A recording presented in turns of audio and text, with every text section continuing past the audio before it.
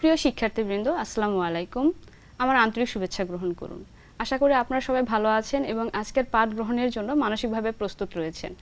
আজ আমরা বাংলাদেশ উন্মুক্ত বিশ্ববিদ্যালয়ের স্কুল অব এডুকেশন কর্তৃক পরিচালিত বিএড প্রোগ্রামের প্রথম সেমিস্টারের EDBN 1411 বাংলা শিক্ষণ মডিউলটির ইউনিট 3 পাঠ 3.14 অর্থাৎ বাংলা ব্যাকরণ, বৈশিষ্ট্য, শিখন শেখানোর পদ্ধতি সম্পর্কে আলোচনা করব।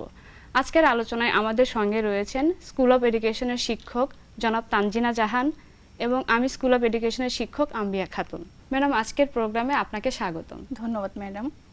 প্রিয় শিক্ষার্থীবৃন্দ, আজকের আলোচনা শেষে আপনারা যে বিষয়গুলো জানতে পারবেন সেগুলো হলো বাংলা ব্যাকরণের বৈশিষ্ট্য উল্লেখ করতে পারবেন, ব্যাকরণ পাঠের গুরুত্ব বা প্রয়োজনীয়তা বর্ণনা করতে পারবেন, ব্যাকরণ শিক্ষাদান পদ্ধতি বিশ্লেষণ করতে পারবেন। প্রিয় শিক্ষার্থীবৃন্দ, আমরা জানি যে ভাষা হলো ভাবের বাহন, অর্থাৎ মনের ভাব প্রকাশ করার জন্যই এই প্রয়োজনে ভাষার উদ্ভব হয়েছে। মানুষই একমাত্র প্রাণী যারা কিনা মনের ভাব প্রকাশ করার জন্য মুখের ভাষা ব্যবহার করে থাকেন। অর্থাৎ ভাষার মনের ভাব প্রকাশের পূর্ব শর্ত হলো ভাষার যে ধ্বনিগুলো রয়েছে সেগুলোর অর্থবোধকতা। অর্থাৎ এটা থেকে আমরা বলতে পারি যে অর্থবোধক ধ্বনির সমষ্টিকে ভাষা বলা হয়ে থাকে। মনের ভাব, বাকযন্ত্র, কণ্ঠধ্বনি, সংকেত, প্রতীক, শব্দ প্রভৃতির সমন্বিত অবস্থাকে বলা হয় ভাষা। এই সমন্বিত ব্যবস্থাটির ব্যাখ্যা বিশ্লেষণ করতে গিয়ে উদ্ভব হয়েছে ব্যাকরণ। ভাষার সম্যক বিচার বিশ্লেষণ করে এর প্রকৃতি সম্পর্কে ধারণা দিয়ে শুদ্ধভাবে প্রয়োগ করার যে বিষয়টি সেটাই ব্যাকরণ ব্যাখ্যা করে থাকে। ম্যাডাম, আমরা প্রথমে আপনার কাছে যে বিষয়টি জানতে চাইবো সেটা হলো বাংলা ব্যাকরণের বৈশিষ্ট্যগুলো কি? ধন্যবাদ ম্যাডাম। আপনি শুরুতেই ভাষা এবং ব্যাকরণ সম্পর্কে খুব চমৎকার আলোচনা করেছেন এবং এই বিষয়টাকে যদি আমি আরও একটু বিস্তারিতভাবে বলি তাহলে বলা যায় যে ব্যাকরণ এবং বাংলা ব্যাকরণ এটা সম্পর্কে আগে আলাদা করে একটু আলোচনা করবার প্রয়োজন আছে। শিক্ষার্থী বন্ধুরা, আমি শুরুতেই ব্যাকরণ এবং বাংলা ব্যাকরণ এই দুটো বিষয় নিয়ে আপনাদের উদ্দেশ্যে বলছি। শুরুতে সবচেয়ে গুরুত্বপূর্ণ যে কথাটি বলবো সেটি হলো ভাষা এবং ব্যাকরণ একে অন্যের সাথে ওতপ্রোতভাবে জড়িত একটি বিষয়। কারণ ভাষা ছাড়া কখনোই ব্যাকরণ রচনা করা সম্ভব হতো না। ভাষা সৃষ্টি হয়েছে আগে এবং ব্যাকরণের সৃষ্টি হয়েছে পরে। ভাষাকে বিচার বিশ্লেষণ করে তার রূপ ও প্রকৃতিকে চিনিয়ে দেওয়ার উদ্দেশ্য থেকেই এবং পরবর্তীতে ভাষার শুদ্ধ প্রয়োগ করার জন্যই মূলত ব্যাকরণের জন্ম হয়েছে। এবং বাংলা ব্যাকরণ আসলে কি? বাংলা ভাষাকে শুদ্ধরূপে জানতে, লিখতে, পড়তে কিংবা বলবার জন্যই মূলত বাংলা ব্যাকরণের সৃষ্টি হয়েছে এবং যে শাস্ত্র এটা নিয়ে আলোচনা করে সেটাই হলো বাংলা ব্যাকরণ। বাংলা ব্যাকরণের মূল আলোচ্য বিষয় হলো চারটি। এই চারটি বিষয় হলো ধ্বনিতত্ত্ব, শব্দতত্ত্ব, বাক্যতত্ত্ব এবং অর্থতত্ত্ব। এই চারটি বিষয়ের বাইরে আরও দুটো বিষয় আছে বাংলা ব্যাকরণে আলোচিত হয়ে থাকে। সে দুটো বিষয় হলো ছন্দ প্রকরণ এবং অলংকার প্রকরণ। শিক্ষার্থী বন্ধুরা, এ পর্যায়ে আমি বাংলা ব্যাকরণের বৈশিষ্ট্য সম্পর্কে আলোচনা করছি। ভাষার অভ্যন্তরীণ যে নিয়ম শৃঙ্খলা রয়েছে সেটি আবিষ্কারের মাধ্যম হলো ব্যাকরণ। ব্যাকরণ একদিকে যেরকম ভাষার সৌন্দর্য প্রকাশ করে থাকে, অন্যদিকে আবার ভাষার স্বরূপ ব্যাখ্যাতেও ব্যাকরণের জুড়ি নেই। ব্যাকরণের এই যে সাধারণ বৈশিষ্ট্যগুলো আছে এর বাইরে ব্যাকরণের আরও কিছু সুনির্দিষ্ট বৈশিষ্ট্য রয়েছে। সেই বৈশিষ্ট্যগুলো হলো ভাষার গঠন প্রকৃতি, অর্থাৎ ব্যাকরণ ভাষার গঠন প্রকৃতি ব্যাখ্যা করে। ব্যাকরণের মাধ্যমে যে কোনো ভাষার গঠন প্রকৃতি সম্পর্কে সম্যক ধারণা পাওয়া যায় ও ভাষার শুদ্ধতার সঙ্গে পরিচিত হওয়া যায়।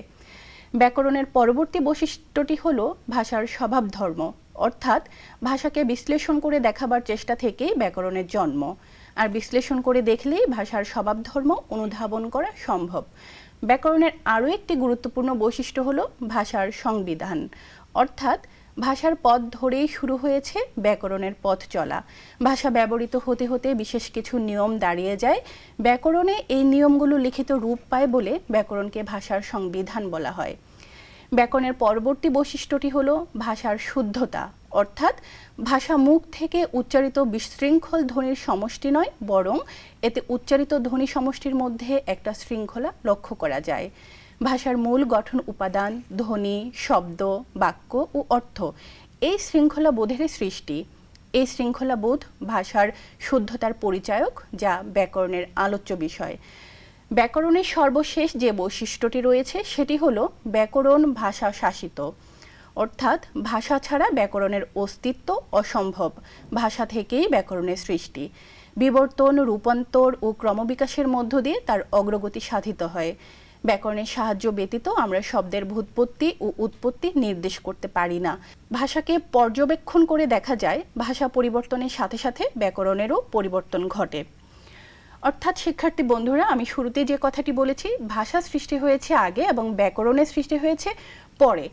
এই বিষয়টি থেকে আসলে সহজে বোঝা যায় যে ব্যাকরণ ভাষার গতি নির্দেশ করে মাত্র, এবং ভাষা কিন্তু ব্যাকরণ অনুসারে চলে না, ব্যাকরণ ভাষা অনুসারে চলে। ম্যাডাম, আপনার আলোচনা থেকে যেটা বুঝতে পারলাম যে ভাষার গঠন, প্রকৃতি, অভ্যন্তরীণ নিয়ম শৃঙ্খলা আবিষ্কার করাই হলো ব্যাকরণের কাজ। এটা থেকে যেটা বোঝা যাচ্ছে যে ভাষার ক্ষেত্রে তাহলে ব্যাকরণ পাঠের প্রয়োজনীয়তা রয়েছে। যদি ব্যাকরণ পাঠের প্রয়োজনীয়তাগুলো সম্পর্কে একটু আলোচনা করেন ম্যাডাম। আপনি একদম ঠিক বলেছেন ম্যাডাম। আসলে ভাষা সম্পর্কে আগ্রহী যে কোনো ব্যক্তিরই ব্যাকরণ পাঠ অত্যাবশ্যক। এ সম্পর্কে যদি আমি বলি তাহলে শুরুতে যে কথাটি বলবো যে একজন ব্যক্তি ভাষা সম্পর্কে আগ্রহী হয়ে উঠেছে, তাহলে কিন্তু তাকে অবশ্যই ব্যাকরণ পাঠ করতে হবে, কারণ ব্যাকরণ পাঠ ছাড়া কখনোই ভাষাকে শুদ্ধভাবে শেখা সম্ভব না। শিক্ষার্থী বন্ধুরা, ব্যাকরণ ছাড়া অর্থাৎ ব্যাকরণের নিয়ম ব্যতীত একজন ব্যক্তি যদিও বা ভাষাকে আয়ত্ত করতে পারে, কিন্তু সেটাকে কিন্তু শুদ্ধভাবে বা সঠিকভাবে প্রয়োগ করা তার পক্ষে সম্ভব হয় না।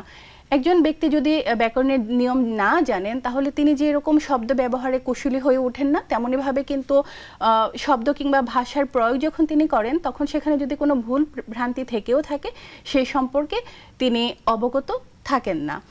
দেখা যায় যে একজন শিল্পী, একজন সাহিত্যিক, একজন সাহিত্য রসিক, এমনকি একজন সরকারি উচ্চপদস্থ কর্মকর্তা কিংবা করণিক এবং ব্যবসায়ী, সকলকেই যদি ভাষা সঠিকভাবে আয়ত্ত করবার প্রয়োজন হয়, তাহলে কিন্তু ব্যাকরণের প্রত্যেকটি নিয়ম আলাদাভাবে শিখতে হবে। তাহলেই তিনি ভাষাকে যথাযথ জায়গায় যথাযথ উপায়ে প্রয়োগ করতে পারবেন।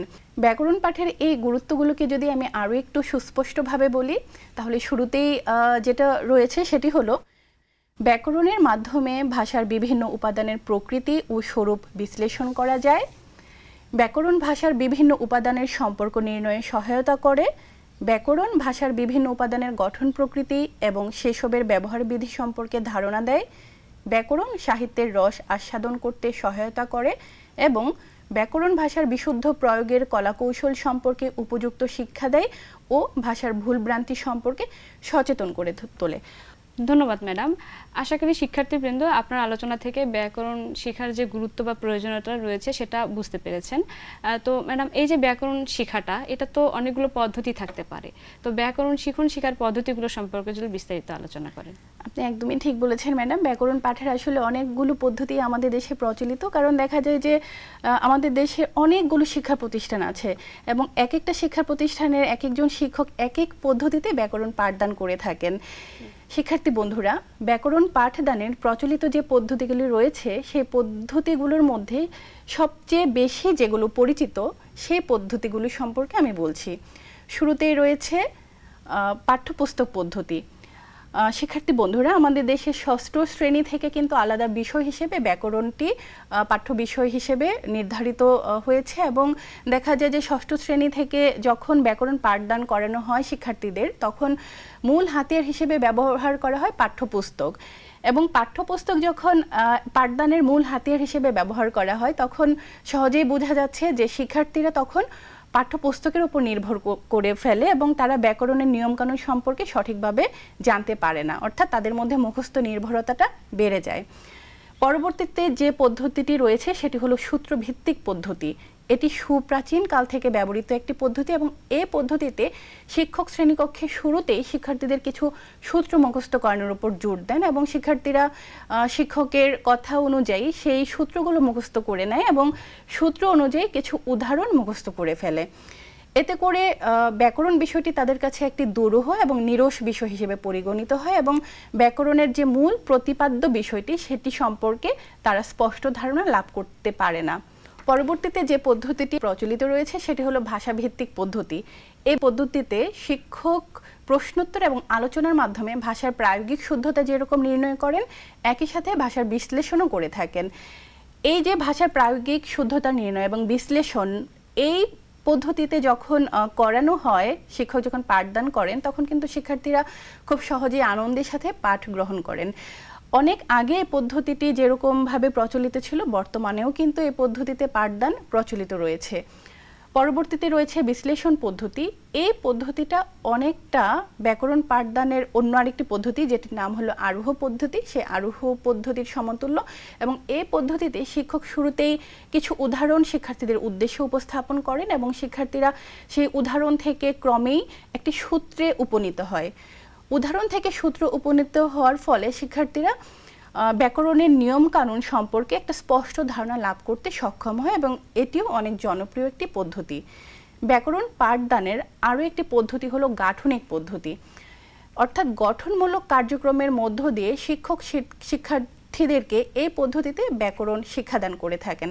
এবং ব্যাকরণের বিষয়বস্তু এই পদ্ধতিতে যখন শেখানো হয়, তখন শুরুতেই শিক্ষক কী করেন, একটি শব্দ শিক্ষার্থীদেরকে শেখান এবং সেই নতুন শব্দটি কিভাবে কোথায় প্রয়োগ করা যায় সেটিও শিখিয়ে নেন। এবং একই সাথে তিনি সরল বাক্য, ধীরে ধীরে সরল বাক্য থেকে জটিল বাক্য এবং যৌগিক বাক্যে কিভাবে সেই শব্দটিকে প্রয়োগ করা যায় সেটিও শিক্ষার্থীদেরকে শিখিয়ে নেন। এটিও অত্যন্ত ফলপ্রসূ একটি পদ্ধতি। এভাবে এই পদ্ধতিটি অনেক আগে অনেক বেশি জনপ্রিয় থাকলেও বর্তমানে সময়ে সাপেক্ষতার জন্য এই পদ্ধতিটি তেমন বেশি প্রচলিত নেই। পরবর্তীতে ব্যাকরণ পাঠদানের ক্ষেত্রে সবচেয়ে গুরুত্বপূর্ণ এবং অর্থবহ যে পদ্ধতিটি রয়েছে সেটি হলো আরোহ পদ্ধতি। আরোহ পদ্ধতিতে শিক্ষক উদাহরণ থেকে সূত্রে, জানা থেকে অজানায়, মূর্ত থেকে বিমূর্তে এবং সহজ থেকে কঠিনে অবতীর্ণ হন। অর্থাৎ শিক্ষক শিক্ষার্থীদের পরিচিত পরিবেশ থেকে কিছু শব্দ উদাহরণ হিসেবে ব্যবহার করেন এবং শিক্ষার্থীরা সেই উদাহরণ বিশ্লেষণের মধ্য দিয়ে ক্রমেই একটি সাধারণ সূত্রে উপনীত হয়। এই পদ্ধতিতে ব্যাকরণ পাঠদানের ফলে শিক্ষার্থীরা খুব সহজেই ব্যাকরণের বিভিন্ন কঠিন বিষয়বস্তু সম্পর্কে অবগত হতে পারে। আমি যদি আরও স্পষ্টভাবে বলি, তাহলে এই পদ্ধতিকে সংক্ষেপে এভাবে বলা যায়: উদাহরণ উপস্থাপন, উদাহরণ বিশ্লেষণ এবং সূত্র গঠন। আরোহ পদ্ধতির পরে যে পদ্ধতিটি রয়েছে এবং এটি হলো সর্বশেষ পদ্ধতি ব্যাকরণ পাঠদানের ক্ষেত্রে, সেটি হলো অবরোহ পদ্ধতি। অবরোহ পদ্ধতিটি আরোহ পদ্ধতির সম্পূর্ণ বিপরীত একটি প্রক্রিয়া।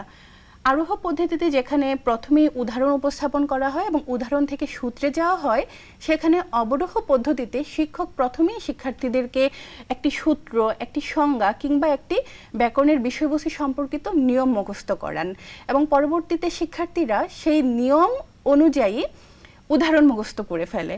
এবং এই পদ্ধতিতেও দেখা যায় শিক্ষার্থীরা মুখস্থ নির্ভর হয়ে পড়ে এবং তারা ব্যাকরণ সম্পর্কে সুস্পষ্ট ধারণা লাভ করতে পারে না। এবং এই পদ্ধতিকে যদি আমি আরও স্পষ্টভাবে বলি, তাহলে এভাবে বলা যায়: সংজ্ঞা, মুখস্থ করানো, উদাহরণ উপস্থাপন। ম্যাডাম, আমি যদি এখন আরোহ পদ্ধতি এবং অবরোহ পদ্ধতি, এই দুটো পদ্ধতি যেহেতু ব্যাকরণ পাঠদানের ক্ষেত্রে অত্যন্ত গুরুত্বপূর্ণ দুটো পদ্ধতি, এই দুটো পদ্ধতির মধ্যে তুলনামূলক একটু আলোচনা করি, তাহলে বলা যায় যে আরোহ পদ্ধতিটি হলো একটি বিজ্ঞান এবং মনোবিজ্ঞান সম্মত পদ্ধতি, অন্যদিকে অবরোহ পদ্ধতিটি হলো মুখস্থ নির্ভর একটি পদ্ধতি। তাহলে এখন কথা হলো, ব্যাকরণ পাঠদানের ক্ষেত্রে শিক্ষক কোন পদ্ধতিটি অবলম্বন করবেন? অনেকেরই মনে হতে পারে যে তাহলে আরোহ পদ্ধতিতে পাঠদান করলে হয়তো বা শিক্ষার্থীরা খুব সহজেই ব্যাকরণের বিভিন্ন বিষয়বস্তু সম্পর্কে ধারণা লাভ করতে পারবে। কিন্তু এখানে আরও একটি কথা আছে, সেটি হলো যে বিষয়গুলো বা যে পদ্ধতিগুলি সম্পর্কে কথা বলেছি, কোনোটিই কিন্তু স্বয়ংসম্পূর্ণ পদ্ধতি নয়। অর্থাৎ কোনো একটি পদ্ধতিকে আলাদাভাবে ব্যবহার করলেই কিন্তু শিক্ষার্থীরা সহজেই ব্যাকরণের বিষয়বস্তু সম্পর্কে স্পষ্ট ধারণা নাও পেতে পারে। সেজন্য প্রত্যেকটা শিক্ষকের উচিত এখান থেকে যে পদ্ধতিটি ওনার কাছে বেশি কার্যকর মনে হবে তার সাথে অন্য আরেকটি পদ্ধতির সমন্বয় সাধন করে শ্রেণীকক্ষে ব্যাকরণ পাঠদান করানো। এবং এখানে আরও একটি গুরুত্বপূর্ণ ভূমিকা রাখতে পারে কর্মপত্র। অর্থাৎ ব্যাকরণ পাঠদানের সময় যদি শিক্ষক কর্মপত্রের ব্যবহার করেন, তাহলে কিন্তু ব্যাকরণ পাঠদান আরও বেশি আনন্দদায়ক এবং ফলপ্রসূ হয়ে উঠতে পারে। ধন্যবাদ ম্যাডাম আপনার সুন্দর ও সাবলীল আলোচনার জন্য। প্রিয় শিক্ষার্থীবৃন্দ, আশা করি আজকের আলোচনা থেকে আপনারা বাংলা ব্যাকরণ বৈশিষ্ট্য ও শিখন শেখানো পদ্ধতির সম্পর্কে স্পষ্ট ধারণা পেয়েছেন। এই বিষয়ে যদি আপনাদের কোনো প্রশ্ন থেকে থাকে তাহলে আমাদের সাথে যোগাযোগ করতে পারেন। আমাদের সঙ্গে যোগাযোগের ঠিকানা: dean, school of education, Bangladesh উন্মুক্ত বিশ্ববিদ্যালয়, গাজীপুর 1705।